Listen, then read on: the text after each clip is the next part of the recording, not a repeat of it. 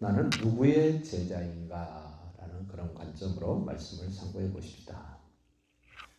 예수님이 베드로와 안드레를 부르시고 야고보, 요한 두 형제를 부르시고 이제 2장 앞부분에서는 혼자 세관에 앉아서 세무 일을 하고 있는 레위를 부르신 주께서 레위 집에 들어가서 잔치를 벌이고 있는데 거기에 세례 요한의 제자들과 바리새인들이 와서 이렇게 들여다봤더니 예수님의 제자들과 예수님이 금식을 안 하는 겁니다. 그때는 지금 금식해야 될 때입니다. 유대인들은 금식을 어떻게 이야기하냐면 금식을 자기를 스스로 괴롭히는 것이래요. 자학하라는 말이 아닙니다. 우리 육신은 먹을 것을 먹지 않으면 유지가 안 되기 때문에 자꾸 음식을 먹어줘야 섭취를 해줘야 우리 몸이 지탱을 할 수 있는데 그걸 먹는 것을 안 먹고 견디는 겁니다. 스스로 자기를 괴롭히는 것을 금식이라고 레위기 16장에서는 소개를 합니다. 유대인들은 절기가 되면 금식을 하는 것이 보편적인 생활이었습니다. 그런데 세례 요한의 제자들도 금식을 했고 유대인들이라면 거의 대부분이 금식을 하는데 예수님의 제자들이 금식을 안 합니다. 그러니까 세례 요한의 제자들과 그 바리새인들이 율법의 전문가들이었던 바리새인들이 이렇게 보고 있다가 이상하다. 때가 됐는데 왜 금식을 안 하지? 지금 금식에 대한 이야기를 서로 이렇쿵저렇쿵 꽤 이야기를 하고 예수님도 지금 금식에 대한 이야기를 합니다. 어떤 성경을 읽었을 때 어떤 단어가 반복되는 걸 보면 그게 핵심이에요. 지금 우리가 함께 읽었던 이 말씀은 금식에 관한 논쟁을 예수님이 어떻게 마무리 지어 주시는가. 금식은 신랑과 함께 있을 때는 금식할 수 없다 이럽니다. 세례 요한의 제자들은 예수님이 신랑인 줄 모릅니다. 예수님의 제자들만 예수님이 신랑인 것을, 하나님인 것을, 그리스도인 것을 압니다. 다른 사람들은 모르고 있습니다. 보편적인 유대인들은 어떤 절기가 되면 금식을 해야 되는데 그때가 됐을 때 금식하지 않고 먹기를 탐할 때 식거리가 충분히 될 수 있습니다. 그럼 우리 기억해야 됩니다. 모세율법이나 시편이나 선지자 모든 구약의 말씀은 여인의 후손으로 오실 예수님을 가리켜 기록한 말씀이기 때문에 우리는 구약이 중요한 것이 아니라 구약보다 더 중요한 게 있습니다. 구약에서 약속하신 메시아신 예수님이 더 중요합니다. 왜? 구약은 전부 오신 예수님을 보여주고 있고 설명해주고 있기 때문에 예수님 당신이 뭐라 그러는가를 들으면 바르게 듣는 겁니다. 예수님 말씀하시는 것을 바르게 깨달으면 또 바르게 온전하게 깨닫는 겁니다. 그런데 예수님이 하시는 말씀에는 관심이 없고 율법사들이 바리새인들이 서기관들이 일러준 것만 중요하다고 생각하고 예수님을 몰라보고 예수님의 가르치심을 받아들이지 않는다면 구약성경 잘못 아는 겁니다. 저는 이제 목사님들하고 만나서 성경 이야기를 해보면 참 그야말로 천태만상의 목사님들의 성경관을 보게 됩니다. 성경이 예수님을 이야기한다라고 예수님도 이야기를 하고 성경도 이야기를 하고 있는데 그 구약에서 예수님을 발견하는 것이 아니라 다른 이야기를 자꾸 하는 겁니다. 다른 이야기를. 자기 논리가 맞다는 겁니다. 자기 주장이 맞다는 겁니다. 그러나 우리는 어떤 목사님의 주장이나 논리보다도 성경 자체에서 무엇을 말하고 있는가를 밝히 깨달아야만이 됩니다. 그거를 바르게 알려줄 수 있는 목사 만나는 거 행운입니다. 그렇게 예배를 드리는 거 복 중에 큰 복입니다. 다시 18절 보십시오. 요한의 제자들과 세례 요한의 제자들입니다. 바리새인들이 금식하고 있는지라. 당연히 금식 때입니다. 그래서 금식을 합니다. 예수께 와서 말하되 요한의 제자들과 바리새인의 제자들은 금식하는데 어찌하여 당신의 제자들은 금식하지 아니하나이까? 차이가 뭡니까? 누구의 제자냐에 따라서 지금 행동하는 것이, 말하는 것이 다릅니다. 정말 내가 예수님의 제자라면 예수님이 끄시는 대로, 예수님이 시키시는 대로 하면 됩니다. 요한의 제자는 요한이 시키는 대로 하면 됩니다. 바리새인들의 제자는 바리새인들이 시키는 대로 하면 됩니다. 제대로 된 사람들이라면 세례 요한이든 바리새인이든 예수님하고 똑같은 생각, 똑같은 말을 해야 됩니다. 그런데 예수님을 잘 몰랐던 이때 사람, 세례 요한도 바리새인들도 예수님처럼 생각을 하지 않았습니다. 여기서 중요한 것은 바리새인의 제자인가 세례 요한의 제자인가가 중요한 것이 아니라 나는 예수님과 어떤 관계에 있는가? 나는 예수님께서 하시는 말씀을 나는 긍정하고 받아들일 수 있는가? 19절 보세요. 예수께서 그들에게 이르시되, 그들 누굽니까? 요한의 제자와 바리새인의 제자들에게 이르시되, 혼인집 손님들이 신랑과 함께 있을 때에는 금식할 수 있느냐? 지금 혼인잔치가 벌어졌습니다. 손님들이 많습니다. 신랑도 지금 기쁘게 지금 분위기가 살아나고 있습니다. 그런데 뻘쭘하게 앉아서 금식한다 그러면 되겠습니까? 우리는 지금 어떤 일이 벌어지고 있는지 그 상황, 그 때, 그 관계를 잘 생각해 봐야 됩니다. 신랑과 함께 있을 동안에는 금식할 수 없느니라. 언제 해야 됩니까?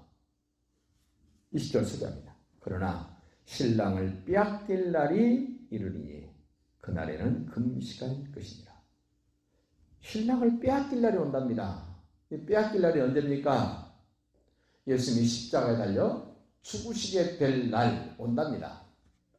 그때는 금식해야 됩니다. 하고 싶지 않아도 해야 됩니다. 왜? 신랑을 잃었기 때문에, 신랑을 빼앗겼기 때문에 슬퍼서 스스로를 괴롭게 하게 하여 그 예수님을 깊이 생각하게 하여 금식하게 됩니다. 그러면서 우리가 세상에 사람들이 하는 말 늘 들어보죠. 선거 때 되면 뭐라 그럽니까? 새순 새 부대에 나와야 된다 이런 얘기 하죠. 근데 오늘 지금 그 말씀이 나옵니다. 자, 예수님이 오심으로 말미암아 새로운 시대가 왔다는 겁니다. 새로운 포도주가 되셨답니다. 새 부대가 만들어졌답니다. 누구로 말미암아서? 예수님으로 말미암아서. 다시 말하면 세례 요한의 제자들과 바리새인의 제자들은 낡은 겁니다. 예수님은 지금 새롭게 하시는 분입니다. 만약에 예수님이 지금 하신 말씀처럼 낡은 가죽 부대가 찢어졌다고 새 가죽을 덧대서 꼬매놓으면 특성이 다릅니다. 낡은 것은 수축력도 없습니다. 힘도 없습니다. 근데 새 것은요, 수축력이 뛰어나기 때문에 그 환경에 따라서, 기후에 따라서 줄어들기도 하고 늘어나기도 합니다. 그러면 낡은 것하고 새 것하고 같이 꼬매놨는데 낡은 것은 어떤 변화가 없잖아요. 새 것은 변화무쌍합니다. 그랬을 때 낡은 가죽 부대를 새 것으로 꼬매놓으면 그 환경에 따라서 찢어짐이 더할 수 있죠. 더 크게 찢어진단 말입니다. 그래서 우리 주님은 새 것이 뭔지, 낡은 것이 무엇인지를 분별하라. 같이 뒤섞이면 안 된다. 이런 말씀을 하면서 새 술은 새 부대예요. 그래야 술이 발효될 때 부피가 커지죠. 그럼 가죽이 어떻게 해야 됩니까? 거기에 맞게 늘어나줘야 됩니다. 근데 낡은 거는요. 그 포도주가 발효돼서 부피가 커지는데 그 감당이 안 되니까 터진단 말입니다. 자, 우리는 예수님이 새로운 일을 이루게 하여 이 땅에 오신 하나님의 아들 그리스도로 나는 믿고 확신하는 것. 아직도 구약의 희미하게 보인 그림자를 보고 세례 요한이나 바리새인들의 제자들의 논리, 그들의 사고, 그들의 가치관을 가지고 살 것인가 아니면 예수님으로 인하여 새롭게 된 가치관, 새롭게 된 하나님의 지식으로 나는 살아갈 것인가, 어떤 것을 선택해야 될 것인가를 우리 주님이 말씀을 하시는 거예요. 다시 보십시오.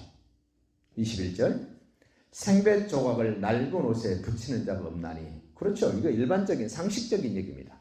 만일 그렇게 하면 어떻게 하면요. 생배 조각을 낡은 옷에 붙여면 새것이 낡은 것을 당기어 헤어짐이 더하게 되느니라. 당연한 일이죠. 조그만 세상을 살아본 사람도 이거 압니다. 22절 새 포도주를 낡은 가죽 부대에 넣는 자가 없나니. 그렇죠. 이거 일반적인 얘기지 않습니까? 만일 그렇게 하면 새 포도주가 부대를 터뜨려. 왜 터뜨려집니까? 발효돼서 부피가 커지니까. 그 부대가 감당을 못합니다.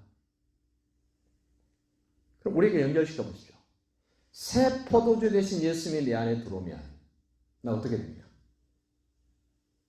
나는 못 견디죠. 터져야죠.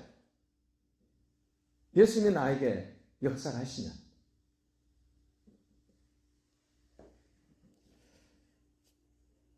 새 포도주가 부대를 터뜨려 포도주와 부대를 버리게 되리라. 오직 새 포도는 새 부대에 넣느니라 하십니다. 예수님을 받아들인 사람은 새로워져야 된다는 겁니다. 히브리서 기자가 이렇게 말합니다. 보라, 이전 것은 지나갔으니 새 것이 되었도다. 그리스도 예수 안에 있으면 새로운 피조물이다. 이 새로운 피조물 된 사람, 더 쉽게 말씀드리면 예수님 말씀이 육신이 되어서 이 땅에 오셨습니다. 아무도 영접지 아니했습니다.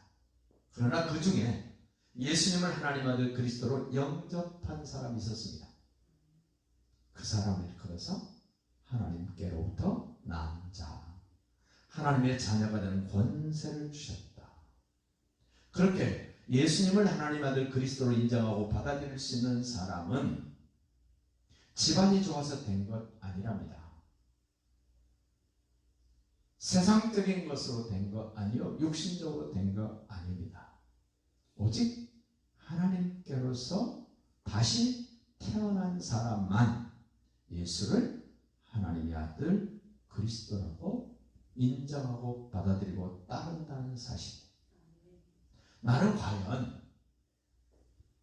새술 대신 예수님을 새 부대가 된 나에게 지금 받아들여져 있는지, 아니면 새술로 오신 예수님이 낡디 낡은 옛날 구약 그대로 나는 가지고 있는지 한번 돌아보시면서 새술은 새 포도주, 새 포도주는 새 부대. 잘 될 수밖에 없는 우리 주님이 오셔서 찾는 사람, 예수님의 제자입니다. 제자는 닮아가는 겁니다. 말투도 닮아갑니다. 영어를 누구에게 배웠느냐에 따라서 발음이 다르죠. 그림 그리는 것을 누구한테 배웠느냐에 따라서 화풍이 다릅니다. 음악하는 것을 누구한테 배웠느냐에 따라서 음악하는 모습이 다릅니다. 그래서 제자는 스승을 닮는 겁니다.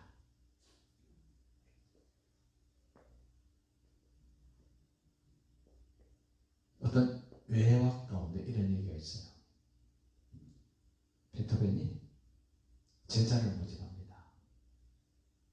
많은 사람이 베토벤의 제자가 되려고 왔을 거 아닙니까? 면접을 합니다. 다른 데서 음악 공부하다 왔습니까? 처음입니까? 물어요. 다른 데서 하다 온 사람들이 자랑하듯이 난 누구에게 배워왔습니다. 누구에게 배워왔습니다. 누구에게 배워왔습니다. 그렇습니까? 당신은요. 저는 이번이 처음입니다. 다 면접을 하고 난 다음에 베토벤이